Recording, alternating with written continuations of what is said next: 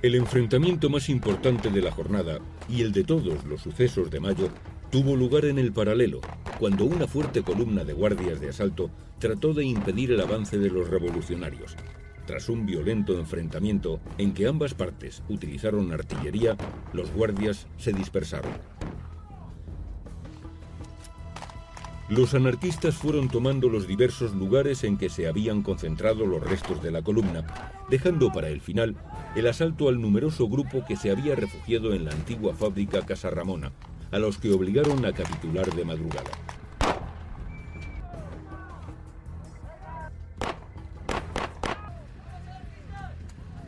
Cuanto antes, evitando que su guarnición pudiera ser liberada.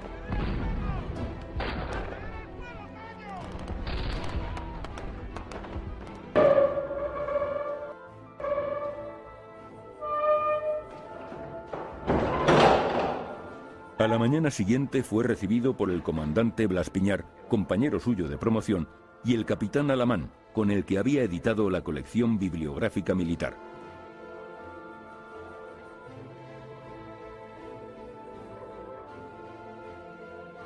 Con los ojos vendados, Rojo fue conducido al despacho de...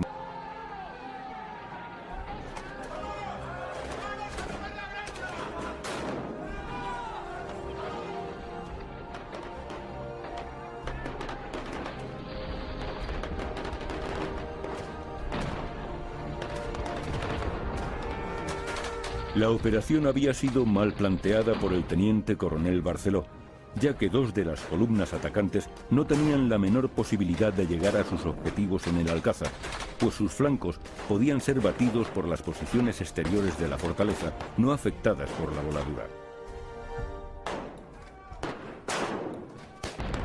Otra columna se encontró con que tenía que superar el embudo causado por la explosión, lo que se hizo imposible cuando los nacionales salieron de sus refugios y les dispararon desde una posición superior.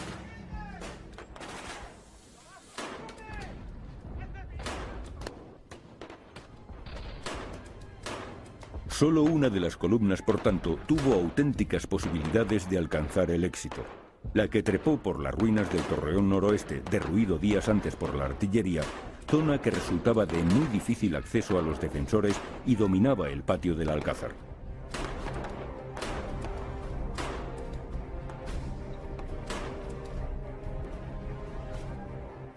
Un grupo de asaltantes consiguió encaramarse a lo alto de dichas ruinas, pero los defensores lograron subir con escaleras de mano y les aniquilaron.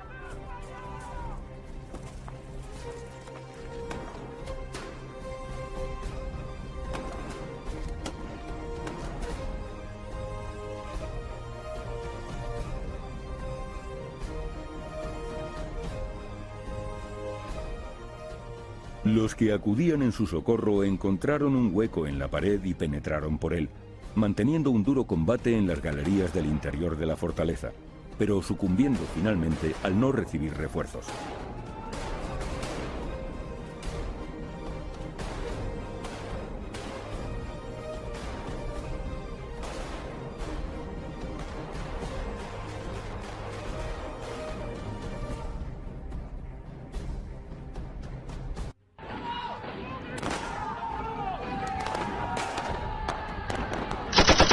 Aunque el día 22 la artillería que hacía fuego contra el Alcázar cambió su emplazamiento para hacer frente a los enemigos que se acercaban, los republicanos siguieron presionando todo lo que estaba en sus manos. El día 27 se produjo el estallido de una nueva mina en torno a las 6 de la mañana y el consiguiente ataque, que fue rechazado sin grandes pérdidas.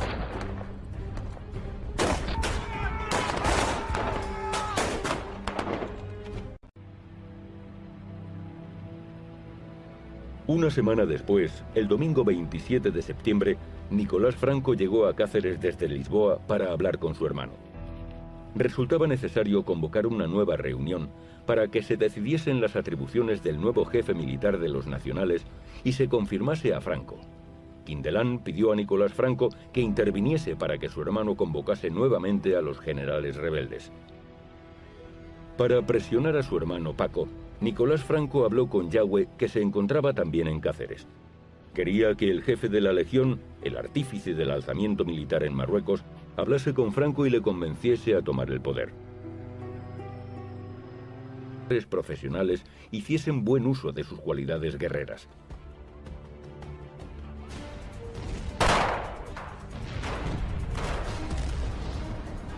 Eran soldados de corazón, dispuestos a obedecer a sus mandos, muy motivados ideológicamente y además con ganas de combatir y de devolver a sus enemigos las penurias, humillaciones y asesinatos que habían sufrido durante los años anteriores al comienzo de la guerra.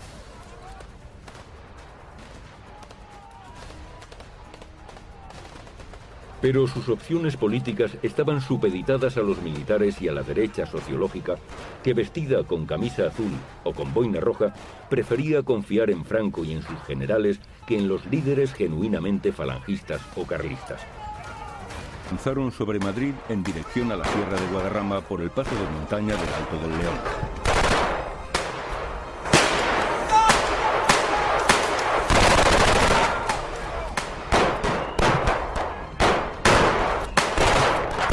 Estas fuerzas, tras durísimos combates, lograrán tomar el puerto, pero fueron incapaces de seguir avanzando sobre Madrid al carecer de efectivos suficientes para entrar en la capital de España.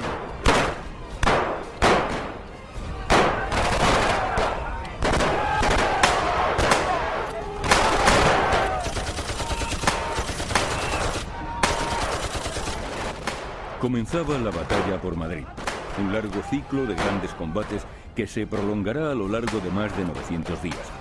Una campaña en la que defensores y atacantes demostrarán enorme valor y capacidad de sufrimiento, y en la que la población civil de la capital padecerá enormes penurias. Madrid será la única gran batalla de la guerra civil que ganará la República.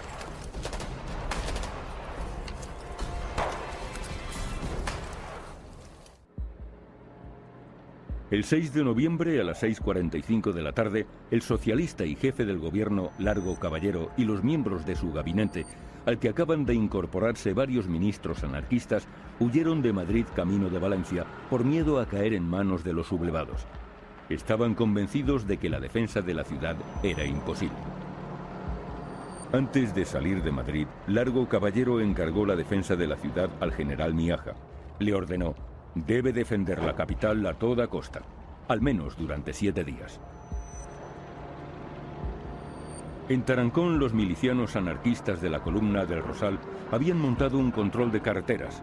Mandaba el grupo un jefecillo de nombre Villanueva, destacado pistolero de la CNT y compañero de cárcel de Cipriano Mera.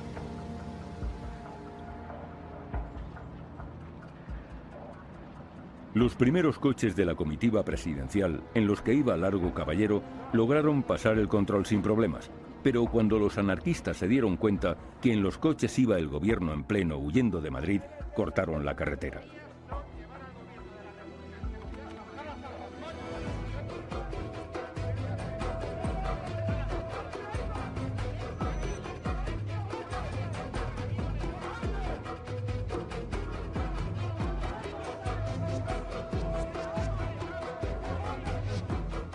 El ministro de Estado, el socialista Álvarez del Valle, fue bajado a golpes de su coche y zarandeado. Los anarquistas estuvieron a punto de fusilarle allí mismo.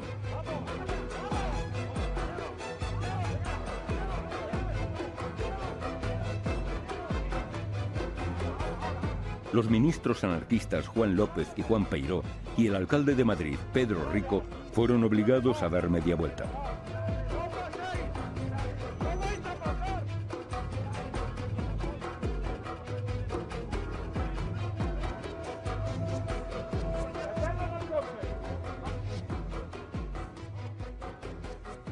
Solo una pequeña parte de la comitiva gubernamental fue autorizada a continuar el viaje a Valencia.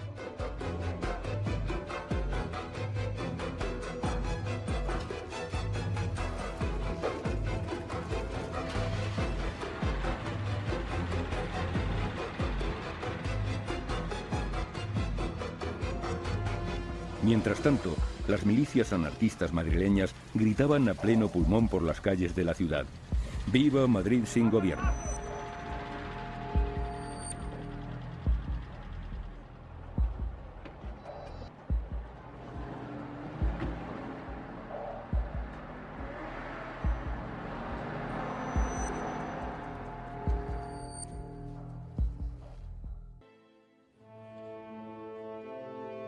Madrid, en otoño de 1936, tenía más de 1 millón de habitantes.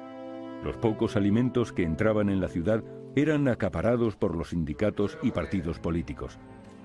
Los milicianos controlan el racionamiento, siendo repartidos los alimentos disponibles casi exclusivamente entre los afiliados a los distintos sindicatos y partidos. Un carné político o sindical era una garantía de supervivencia en el Madrid del Frente Popular. Yagüe llevaba combatiendo sin parar desde el 17 de julio, casi 123 días sin casi dormir, de trabajar sin descanso, de combatir incesantemente. Su mala salud de hierro se resiente. La noche del 14 al 15, antes de dar comienzo el nuevo ataque, Yagüe cae gravemente enfermo. Su corazón le ha hecho una mala pasada. Varela ordena que se haga cargo del mando de la ofensiva el coronel García Escámez. Yagüe se libra de ver cómo se desangran sus legionarios y sus regulares ante las trincheras que defienden Madrid.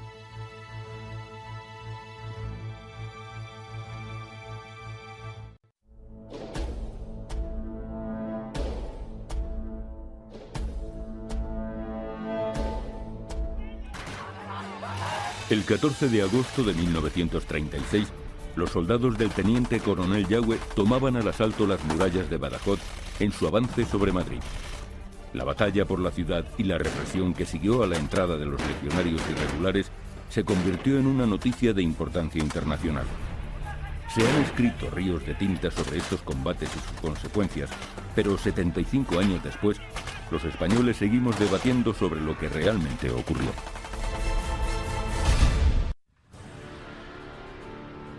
Mientras el ya sublevado ejército de África iniciaba su marcha para conquistar Madrid por la carretera de Extremadura, en Badajoz.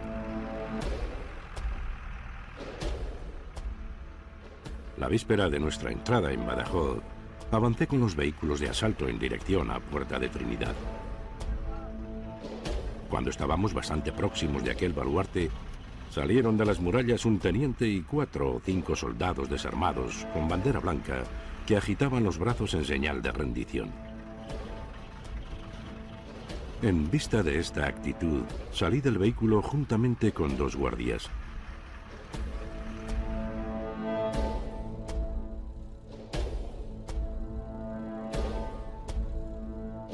En ese mismo instante, se oyó una descarga cerrada. Los soldados que me acompañaban cayeron muertos. Y si no hubiera sido por la sangre fría de mi conductor, que me cogió del cuello para dentro del vehículo, hubiera corrido la misma suerte.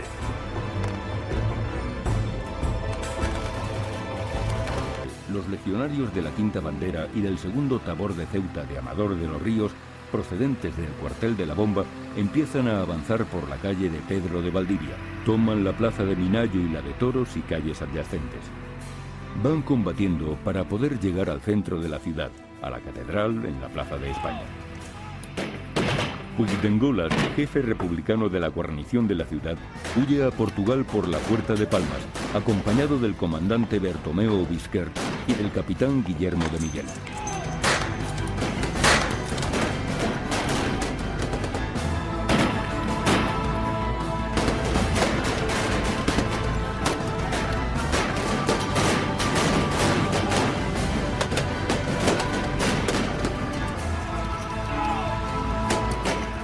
Yagüe no tuvo noticia de la entrada de las tropas de Castejón en la ciudad, pues parece que el enlace que tenía que comunicarle la entrada de los hombres de Amador de los Ríos cayó muerto.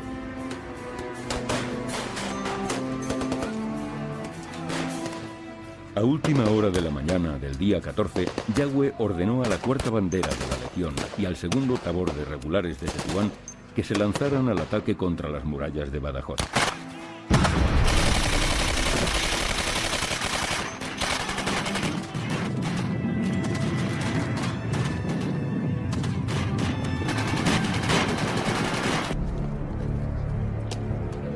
A la victoria de los asaltantes contribuyó el que hubiese entre los defensores de Badajoz, entre los oficiales y soldados del regimiento Castilla, muchos partidarios de los sublevados. Unas casas Son identificados por las marcas de culata producidas por los disparos en sus hombros, siendo pasados por las armas. Un pequeño grupo de civiles inocentes fueron asesinados al ser confundidos con milicianos que huían.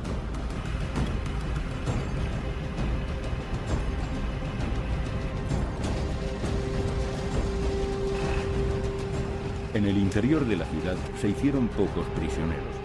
Los detenidos fueron llevados a la Plaza de España, frente al ayuntamiento, donde se fusilaron 70 milicianos. A otros presos los concentraron en el cuartel de la Bomba y en la Plaza de Toros. Se producen los primeros fusilamientos en el patio del cuartel de la Bomba y en las tapias del cementerio.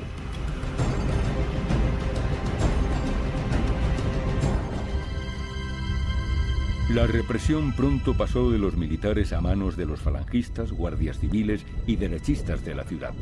El ejército de África no podía frenar su avance.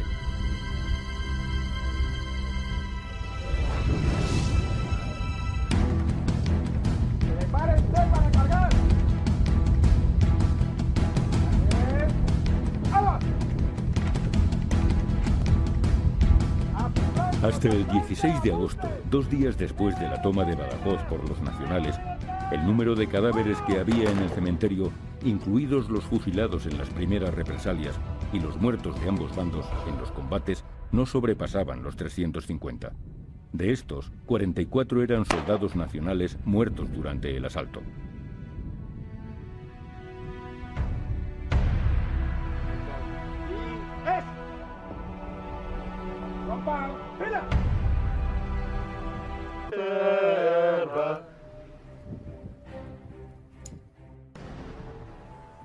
A las 5 de la madrugada del 24 de agosto de 1937, un par de brigadas republicanas con apoyo de artillería y caballería atacaron la posición de Codo, guarnecida por 180 requetés del tercio de Montserrat, formado por carlistas que habían logrado huir de Cataluña.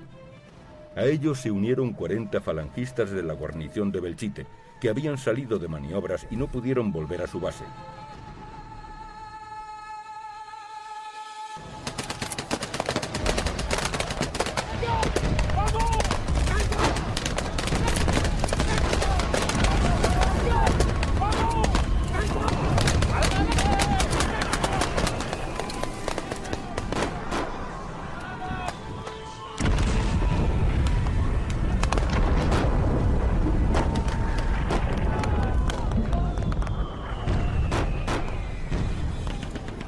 De las posiciones del pueblo resistió hasta la tarde del día 25, en que fue forzoso iniciar el repliegue hacia la parte alta del pueblo.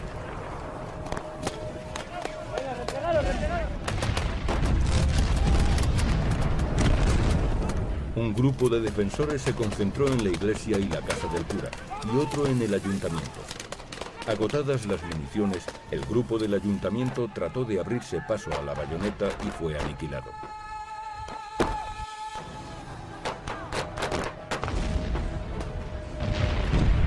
Entre 30 y 50 requetés cargaron a la bayoneta desde la casa del cura unas horas más tarde. Algunos lograron abrirse paso, pero la mayor parte pereció en el asalto, y otros hubieron de replegarse al punto de partida.